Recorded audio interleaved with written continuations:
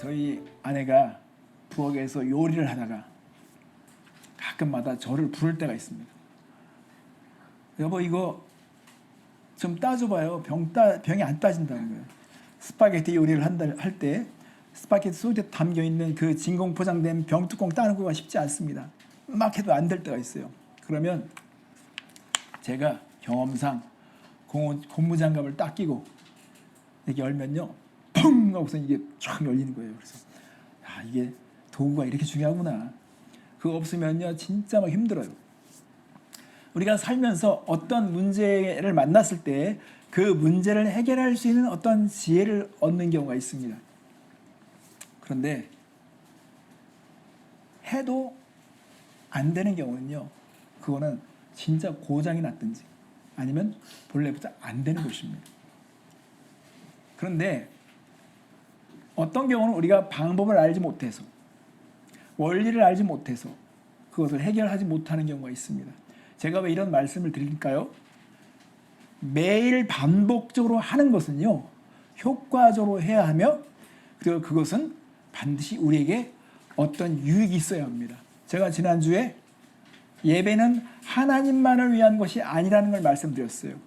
사실은 이 예배를 하나님께서 디자인하신 것은 하나님 자신을 위한 것일 수 있지만 잘 들여다보면 하나님이 이 예배를 우리를 위한 배려를 위해서 디자인하신 것입니다. 그래서 제가 하나하나 여러분 살폈잖아요. 하나님은 찬양에 굶주린 분이 아니십니다. 하나님은 예배에 배가 고프신 분이 아닙니다. 이 예배를 통해서 우리가 얼마나 복된 경험을 할 것인지를 이미 아셨습니다. 그러므로 우리는 예배가 하나님만을 위한 것이 아니라는 이 생각을 갖는 것도 중요한데 여러분 그렇다고 해서 우리가 이 예배를 소홀히 하면 안 되겠죠. 그리고 우리가 예배를 계속 드리면서 이 예배가 부차적으로 우리에게 주는 복된 경험을 우리는 할 수 있어야 합니다. 자, 그러면 아까 제가 이 병을 딸 때 이 병이 따지지 않았을 때 고무장갑을 사용해서 이걸 해결했던 것처럼 우리가 계속되는 이 일이 있는데 여기에 복된 경험이 없다. 뭔가 우리 마음 가운데 감정이 막 풍성해지거나 만족이 있거나 어떤 의미를 찾을 수 없다. 그러면 우리는 돌아봐야 합니다. 정직해야 합니다. 뭐가 문제가 되고 있는가? 내가 왜 예배 가운데 은혜를 받지 못할까? 여러분 예배에 문제가 있든지 아니면 우리는 예배 드리는 방법에 문제가 있다고 볼 수 있습니다. 우리는 우리 자녀들에게 해도 안 되는 일을 물려줄 수는 없습니다. 효과가 없는 일을 물려줄 수 없습니다. 왜 우리 자녀들이 헛된 세월을 보내야 합니까? 우리가 실험해보고 그것이 복된 것이라면 우리 자녀들에게 용기 있게 자신 있게 권해야 하는데 우리가 드리는 예배가 별로 의미가 없다. 이 예배가 복된 경험이 없된다. 그러면 우리 자녀들은요 더더욱 그럴 것입니다. 주일날 우리가 예배 드리는 이후에 우리 얼굴 표정을 보면서 자녀들은 예배가 정말 힘이 있구나.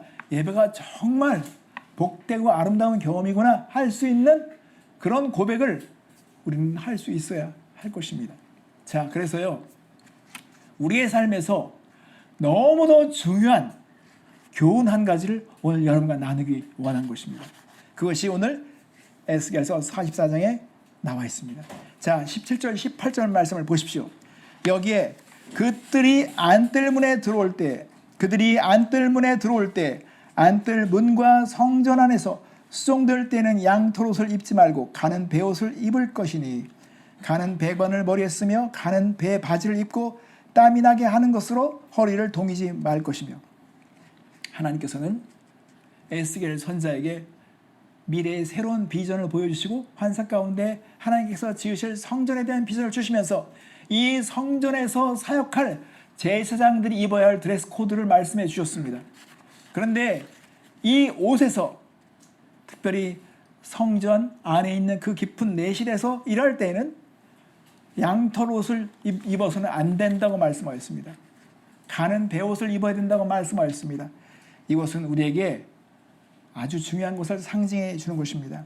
그래서 여러분 먼저 우리가 생각할 것은 주님을 위해서 일하는 사람과 주님을 섬기는 사람의 차이를 우리는 알 수 있어야 합니다. 아니, 같은 말 하는 거 아닌가? 주님을 위해서 일하는 것과 주님을 섬기는 것은 무엇이 다른가? 여러분, 여기에는 분명한 차이가 있습니다. 여러분, 우리 부모들이요, 자녀들에게 공부를 강요할 때가 있어요. 그런데 이 공부를 강요할 때요, 진짜 그 자녀가 잘 되기를 바라서 강요하는 경우가 있고요. 아니면 자녀를 통해서 내가 보상을 받기 원한, 내가 그동안 못 배웠고 내가 그동안 어떤 그런 특혜를 누려보지 못했기 때문에 이 자녀를 통해서 성공을 보기 원하는 그런 어떤 보상 심리가 작용됐을 때는 이거는 큰 차이가 있습니다.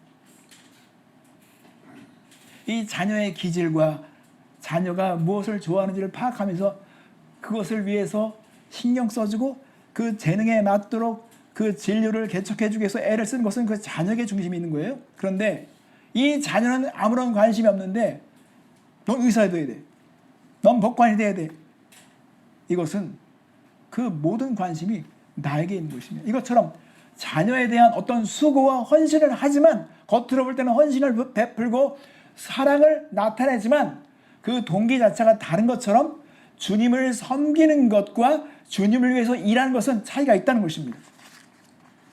제가 저희 집사람과 어느 자매가 보고 싶어서 그 집을 방문했어요. 근데 그 방문했더니 이 자매가 너무 좋은 거예요.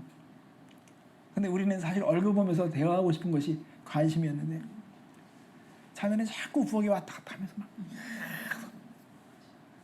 내가 중요한 얘기 할 때마다 갑자기 부엌에 또 가고 막 그래, 바쁜 거야. 그러면 갑자기 속으로 이 대화에 관심이 없나? 이런 생각이 들잖아요. 그것처럼 마르다와 마리아의 이 비교를 가지고 우리는 많은 설교를 들었을 것입니다. 여러분, 마르다의 관심은 무엇입니까? 예수님의 그 입맛에 만족을 드리고 싶거나 이 배고픔을 해결해 주는 것이 관심이라면, 마르다는 예수님으로부터 나오는 말씀이 관심이 있는 거예요. 근데 이 차이는 시간이 지나면 너무나 엄청난 결과를 갖게 되어 있습니다. 우리는 마르다를 통해서 어떤 교훈을 받았습니까? 마리아는 복음이 전파되는 곳에 이 여인이 행한 것도 전파된다고 말씀하셨습니다. 마리아는 예수님의 발에 향유를 부을 만큼 예수님이 이 땅에 오신 목적과 예수님의 가야 할 길을 눈으로 보고 그것을 그려낼 수 있었습니다. 그래서 자신의 모든 것을 쏟아붓는 값비싼 대가를 치렀습니다. 그러면 하나님께서는 그 여인의 행한 것을 모든 사람에게 기리게 해주신다는 것입니다. 그래서 주님을 위해서 일하는 사람, 이런 사람들은 땀을 흘리는 것입니다. 자신의 노력과 성실함으로 자신의 영성을 과시하고 그걸 증명으로 애를 쓰는 사람들인 것입니다. 그러나 주님을 섬기는 사람들은 중심이 주님께 있습니다. 자신의 어떤 성과와 능력을 과시하는 것이 아니라 오직 주님께 있는 것입니다. 그래서 우리가 성경에 보면 사도행전 역사에도 보지만 주님께서는 주님을 섬기는 사람들을 보기 원하십니다. 자, 우리가 에스겔서 44장 16절에도 내 상에 가까이 나와 내게 수종들어라는 말씀을 하셨습니다. 내게 가까이 나와. 그리고 사도행전 13장 2절 말씀에도 사도행전에 있는 안디옥 교회가 어떻게 주님을 섬겼는지를 나와 있습니다. 여러분, 안디옥 교회는 주님의 마음, 주님의 생각에 관심이 많았습니다.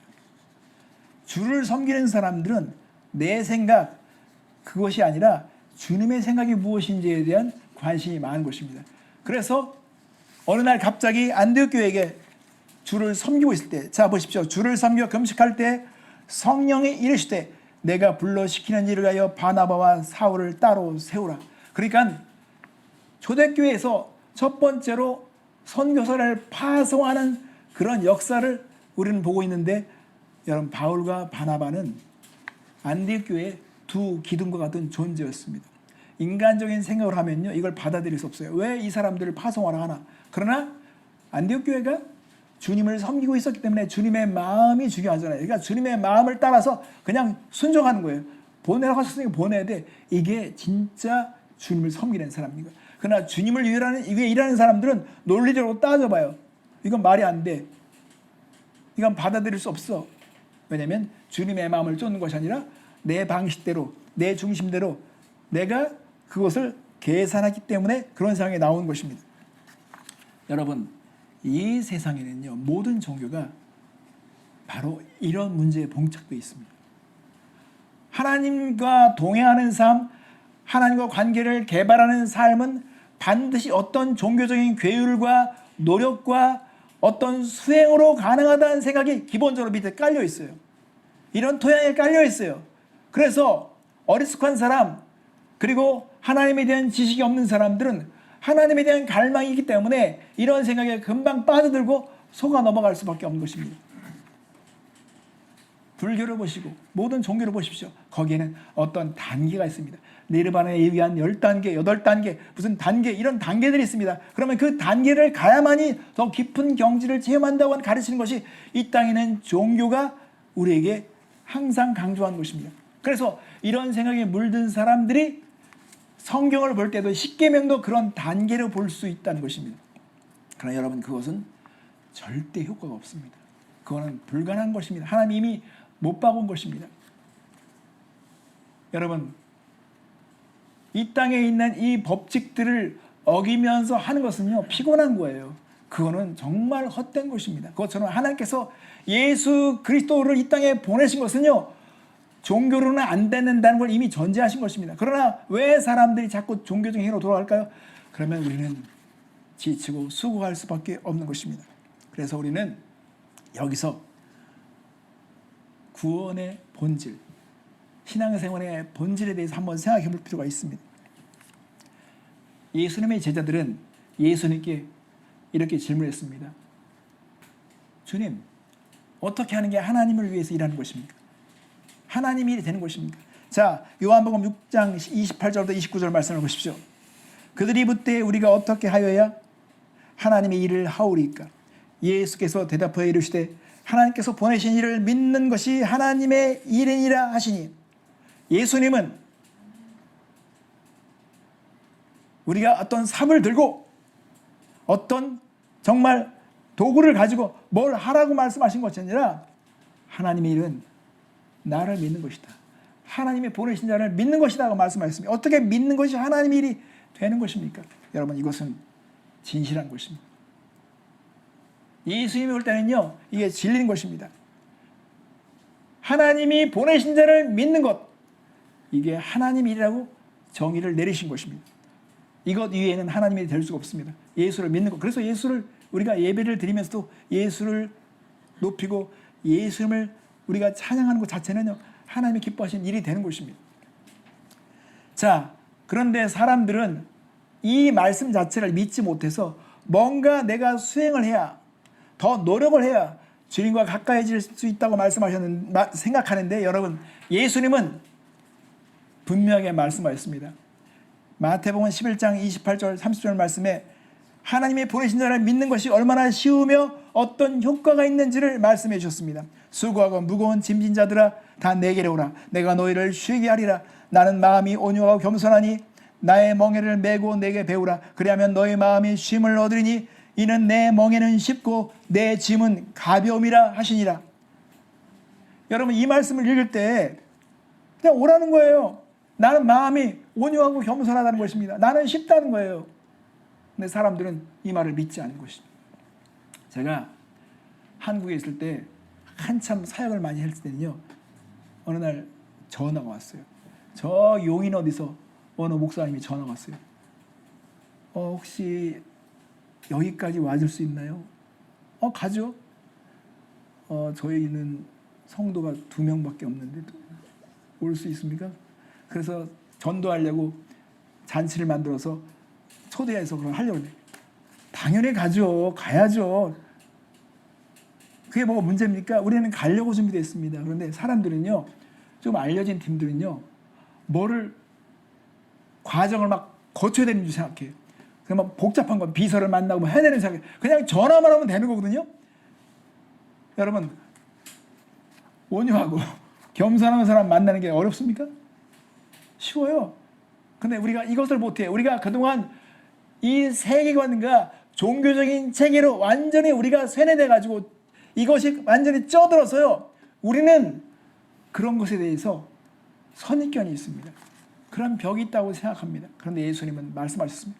나는 온유하다, 겸손하다. 내 명예를 내라. 나 내 짐을 쉽다. 오늘 예수님은 우리에게 그냥 오라는 것입니다. 땀내지 말라는 것입니다. 노력해만 내가 받아주는 것이 아닙니다. 자, 여러분, 우리가 어떻게 예수를 믿게 되었습니까? 어떻게 구원을 받았습니까? 어떤 상황에서 우리가 예수님을 받아들이게 된 것입니까? 우리가 이걸 잘 생각해 봐야 합니다. 우리가 안 됐기 때문에, 해도 안 됐기 때문에, 우리가 불가능하다는 것을 인정했기 때문에 우리는 예수님을 의지하게 된 것이고 예수님을 받아들인 거잖아요. 이게 우리의 시작이었습니다. 그런데 사람들이 예수님을 그렇게 믿고 받아들이면서 나중엔 다시 거꾸로 예수님을 위해서 뭐가 할 수 있는 것처럼 얘기해요. 그러니까 여러분, 종교는 이미 그 자체가 모순을 지니고 있는 것입니다. 종교는 인간이 할 수 없는 것 때문에 생긴 것인데 또 그 안에 들어가면 할 수 있다는 게 가르침에 가득 차 있습니다. 그래서 모순인 거예요. 종교는 이미 모순인 거예요. 그래서 골로새 2장 6절에 보면 그러므로 너희가 그리스도 예수를 주로 받았으니 그 안에서 행하되. 예수를 주로 받았잖아요. 그렇게 시작했습니까? 그러면 그 안에서 행하라는 것입니다. 그런 방식으로 하라는 것입니다. 그래서 구원받은 사람들은요, 하나님께서는 구원받은 사람들이 땀내면서 자신을 증명을 하는 그런 노력 자체를 미워하십니다. 아니, 네가 나를 그렇게 받고 내가 보낸 아들을 그렇게 받았으면서도 다시 너를 증명하려고 해? 다시 너가 완전한 것을 나타내려고 그래? 너의 능력을 과시하려고 그래? 여러분, 이것은요, 모욕한 것입니다. 당신의 아들을 죽이신 것을 모욕하는 거예요.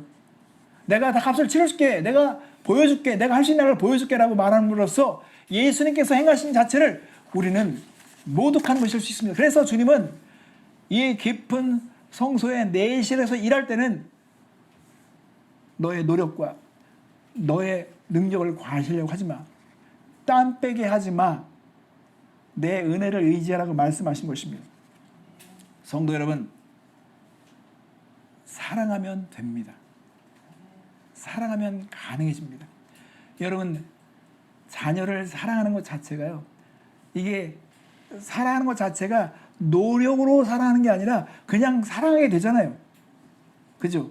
그것처럼 우리가 하나님을 사랑하면 그 짐이 무겁지 않다고 말씀하였습니다. 내 계명은 가볍다고 말씀하였습니다. 그러니까 주님을 정말 사랑하는 것, 이것이 우선이 되어야 하는 것입니다. 땀을 내지 말라는 것은 아무런 헌신도 하지 말라는 뜻이 아닙니다. 우리가 어떤 일을 할 때 그 일을 하면서도 그 동기와 관계가 잘못됐을 때는 피곤한 것입니다. 아까 제가 말씀드렸잖아요. 제가 저희 집은 아들과 딸이 있는데 보통 부모들이 목회자 가정이 있으면 자녀들 한 명이라도 목회자 삼으려고 막 아주 그냥 엄청 애를 쓰죠. 목사 돼야 돼.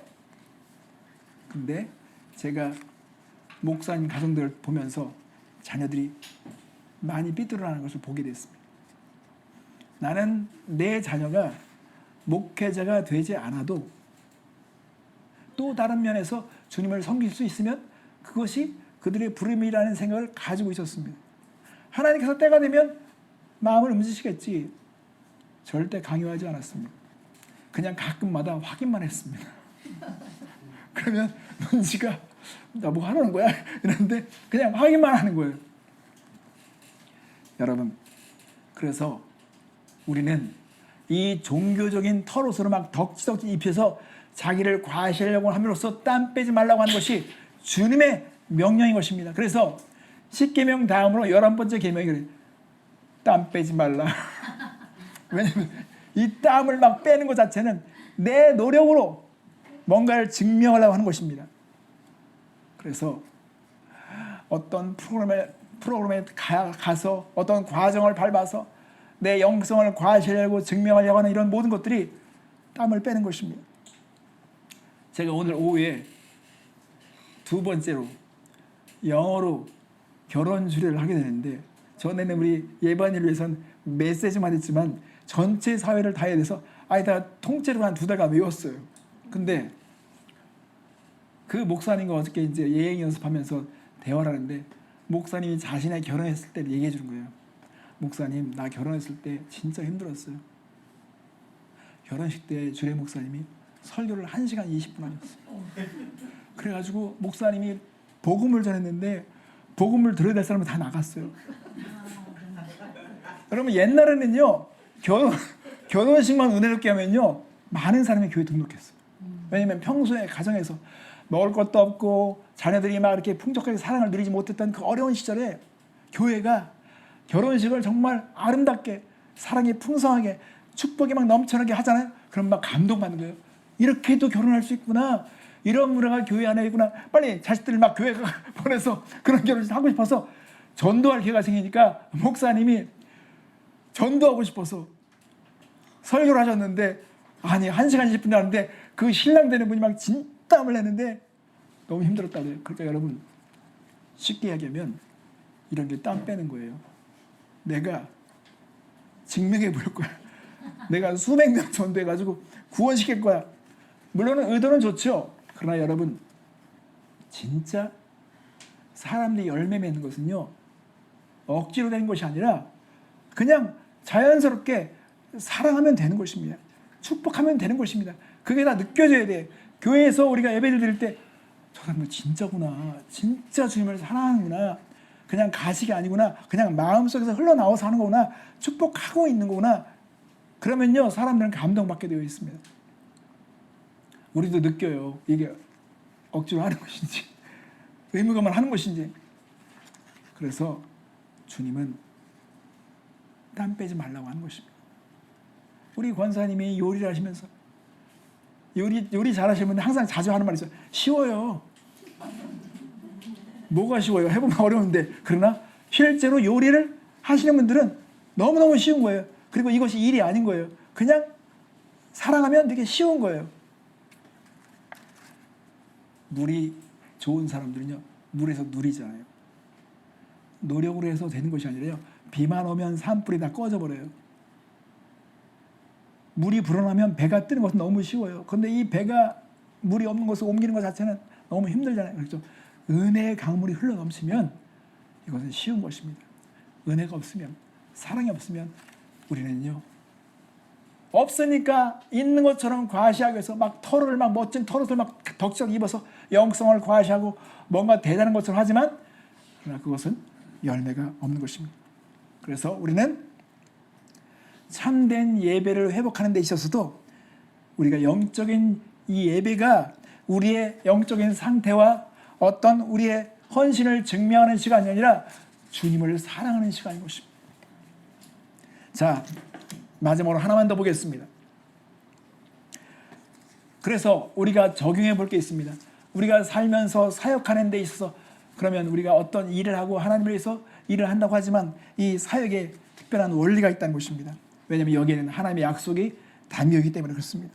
여러분, 어떤 사역을 하기 이전에 먼저 우리는 털옷을 벗어야 합니다. 땀나게 하는 옷을 벗어야 합니다. 그리고 먼저 주님을 만나는 것에 우선순위를 둬야 하는 것입니다. 아무리 멋진 털옷이라 할지라도 그것이 어떤 멋지게 보이는 영적인 프로그램이라 할지라도 그것이 만약에 우리를 노력으로 증명하려고 하는 것이 있다면 그것은 주님께서 기뻐하는 것이 아닙니다. 주님과의 관계를 먼저 우리는 생각해야 하는 것입니다.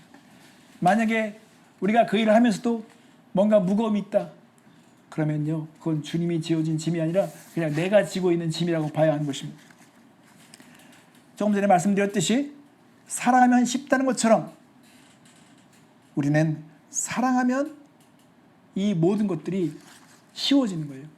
그래서 가는 베옷을 입는다고 하는 것은 우리가 정말 주님의 은혜를 의지해서 우리가 사역을 하는 것입니다. 자, 여기서 우리가 비교해 볼 게 있습니다. 애굽의 방식과 은혜의 땅에서 우리가 누려야 될 차이가 있는 것입니다. 하나님은 우리가 사랑하는 마음, 주님을 사랑하는 마음을 원하십니다. 그런데 주님께서는 이렇게 노력해야지 이 땅을 줄 것이다. 너희들이 이렇게 성과를 보여야 내가 가나안 땅을 줄 것이다. 그렇게 말씀하시지 않았어요. 이미 준비해 놓고 차지하라고 말씀하셨습니다. 너희들이 이 강에 물을 옮겨라. 이렇게 하지 않아요. 내가 그 강물을 갈라놓을 것이라고 말씀하셨습니다. 여러분, 신명기서 11장 11절부터 14절 말씀을 보십시오. 주님은 이미 다 해놓으시고 우리에게 약속을 말씀하십니다. 너희가 건너가서 차지할 땅은 산과 골짜기가 있어서 하늘에서 내리는 비를 흡수하는 땅이요 내 하나님 여호와께서 돌보아 주시는 땅이라. 연초부터 연말까지 내 하나님 여호와의 눈이 항상 그 위에 있느니라. 내가 오늘 너희에게 명하는 내 명령을 너희가 만일 청정하고 너희 하나님 여호와를 사랑하여 마음을 다하고 뜻을 다하여 섬기면 여호와께서 너희의 땅에 이른 비 늦은 비를 적당한 때에 내리시리니 너희 곡식과 포도주와 기름을 얻을 것이요. 성도 여러분, 하나님은 이미 그 땅을 주식으로 결정하신 것입니다. 애굽에서 가나안으로 그 백성들이 옮겨간 것은 그들이 어떤 것을 과시하거나 노력을 보였기 때문이 아니라 그냥 믿음으로 차지한 것입니다. 너희들은 나를 의지해라. 나를 예배하라. 예배하는 민족을 만드신 것이 주님의 비전이었던 것입니다. 그래서 여러분, 하나님의 약속은 이미 이루신 것을 우리가 받는 것입니다. 그러므로 우리는 하나님의 눈길에 우리가 관심을 가져야 하는 것입니다. 여러분에게 마지막으로 묻고 싶은 게 있습니다. 여러분, 예수님께서 요한복음 10장 9절 10절 말씀에 내가 문이니 누구든지 나로 말미암아 들어가면 구원을 받고 또는 들어가며 나오며 꼴을 얻으리라. 도둑이 온 것은 도둑질하고 죽이고 멸망시키는 것뿐이요 내가 온 것은 양으로 생명을 얻게 하고 더 풍성히 얻게 하려 하는 것이라. 여러분, 예수님께서 이 말씀을 비교할 때 먼저 온 자들은 도둑과 그들의 도둑질을 말씀하셨어요. 그리고 예수님이 오신 것은 생명 얻고 풍성한 것을 말씀하여 이걸 대조시켰단 말이에요. 그러면 여러분, 우리가 예수님을 만났을 때 우리는 생명을 얻는 것뿐만 아니라 풍성한 삶을 경험하는 것 이 자체도 이미 약속해 놓으신 것입니다. 이 삶은 우리가 죽어서 천국에 가야만 누려야 되는 것이 아니라 이 땅에서 이미 누리고 있어야 되는 것입니다. 그래서 제가 처음에 말씀드렸잖아요. 효과가 있었습니까? 효과가 안 되는 것이 있으면 뭔가 방법에 문제가 있든지 내 생각이 잘못된 것일 수 있다는 걸 돌아봐야 한다는 것이잖아요. 그런데 예수님은 이미 분명히 못 박아놓은 거였어요. 이스라엘 백성에게 가나안 땅을 이미 취하라고 말씀하셨어요. 이미 준비해 놓으셨습니다. 그러니까 이 백성들이 가나안 땅에 들어갔잖아요. 그리고 그걸 누렸잖아요. 하나님 예배해 놓으신 것처럼 예수 안에서 생명과 풍성한 삶을 예배해 놓으시고 우리에게 말씀하신 것입니다. 그러면 예수님을 받아들인 사람들은 이 생명을 얻는 것뿐만 아니라 풍성한 삶을 경험하는 것이 당연한 것입니다. 그러므로 우리는 생각해 봐야 됩니다. 이 풍성한 삶을 누리고 있다는 것을 자녀들에게 어떻게 가르칠 것인가? 어떻게 증명해낼 것인가? 내 자녀들에게 엄마 아빠가 예수를 믿었더니 풍성한 삶을 누리고 있네라고 하는 걸 내가 내 삶에서 제시할 수 있는가 하는 것입니다. 만약에 그것이 안다면 여러분, 이것은 해결돼야 합니다. 방법에 문제가 있든지 아니면 내 생각이 뭔가 오해를 불러내고 있는 것입니다. 구원은 생명의 문제가 분명한 것입니다. 우리는 이 구원을 받은 이후에 주님께서 우리를 여러분 구원시킨 것은 단지 이 땅에서 천국으로 이동시키기 위해서만 우리를 구원시킨 것이 아니잖아요. 우리와 동거하고 우리와 교제하고 여러분 우리와 풍성한 삶을 공유하기 위해서 주님께서 그 일을 하신 것입니다. 왜 우리를 용서하셨습니까? 왜 죄에서 우리를 구원하신 것입니까? 풍성한 삶이기 때문에 그런 것이 아니겠습니까? 그러므로 우리는 우리 자신에게 스스로 물어야 합니다. 나는 혹시 털옷을 입고 있었던 건 아닌가? 난 종교 생활에 쩌들었던 건 아닌가? 내가 정말 땀을 내고 있었던 것은 아닌가? 내가 예배를 드리고 있을 때에도 내가 양털 옷을 입고 예배 드린 것은 아닌가? 여러분, 그건 이제는 벗으라는 것입니다. 땀 빼지 말라는 것입니다. 그래서 주님을 사랑하면 쉬워지는 것입니다. 주님을 사랑하는 것, 여러분 사랑하면요 일이 되지 않아요. 그냥 되더라고요. 그것은 그냥 자연스러운 것입니다. 사랑이 흘러가는 건 자연스러운 것입니다. 제가 이 얘기만 하고 마치겠습니다. 어제 이제 여행을 연습하는데 그 신부 측이 베트남 쪽 집안이에요. 근데 그 부모들이 영어도 못해. 알아들을 때 베트남어로밖에 못하니까 아무것도 못해. 제가 너무 안타까운 거예요. 딸을 시집 보내는데 부모가 뭔 말인지 모르는 것 자체가. 그래서 어저께 제가 제 주례문을 베트남어로다가 다 옮겨서 오늘 딱 프린트해놨어요. 이거 전해드리려고. 이것은요 억지로 되는 게 아니에요. 그냥 그 부모를 생각하니까 사랑이 넘쳐서 그냥 되는 거예요. 억지로 되는 게 아니에요. 성도 여러분, 사랑하면 길이 보입니다. 땀 빼는 게 아니에요. 주님을 사랑하십시오. 예배는 주님을 사랑하는 것입니다. 주님의 마음을 쫓는 것입니다. 이제 우리는 땀 빼는 양털옷을 벗어버립시다. 그리고 가는 배옷을 입어서 주님의 보혈을 의지해서 그렇게 나아가는 여러분 되셨으면 좋겠습니다.